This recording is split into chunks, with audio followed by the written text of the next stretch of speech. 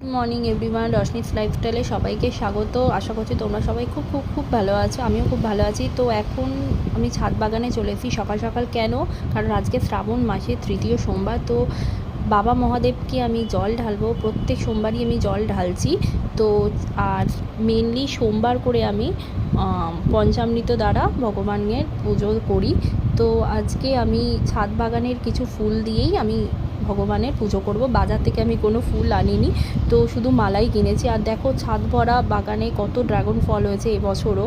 আগের বছর তোমাদের সাথে শেয়ার করেছিলাম ভিডিও ড্রাগনের, এবছরও করব পরের ব্লগে। বাট এখন আমি ভগবানকে কি কি ফুল দিয়ে পুজো দিলাম তো তোমরা ঝটপট সেটা দেখে নাও।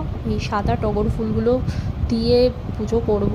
আর আজকে আমার বাগানে অপরাজিতা ফুল হয়েছে। এই অপরাজিতা গাছটা আমি নতুন লাগিয়েছি, দেখো কি সুন্দর ফুলটাই হয়েছে।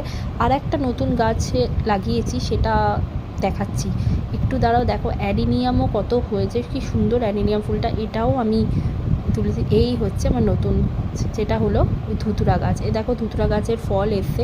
এই কাটা ফল আমাকে বাজার থেকে কিনতে হলো না। আর এই ফুলগুলো নিই না। আর আজকে আমি পঞ্চামৃত দ্বারা ভগবানকে অভিষেক করাবো। তো ঘি, মধু, দুধ, দই, চিনি দিয়ে আমি পঞ্চামৃত তৈরি করেছি। আর দেখো বাজার থেকে আমি বেল আর আকন্দর মালাটাই শুধু নিয়েছি, বাকি সব আমার গাছের ফুল।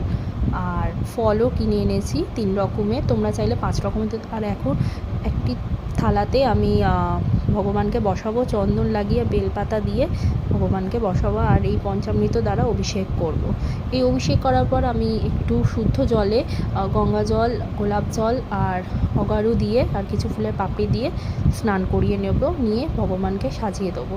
আর আজকে আমি সবুজ মুগ ডাল দিচ্ছি, দিয়ে আমি ভগবানকে কাছে আমি মনস্কামনা জানাবো। 4টে সোমবারে 4টে শস্য দিয়ে, যে কোনো শস্য দিয়ে তোমরা মনস্কামনা জানাতে পারো। আর আমি নিত্যদিনের পুজোটাও সাথে সাথে সেরে নিলাম। আর আজকে সাদা মিষ্টি দিয়েছি ঠাকুরকে।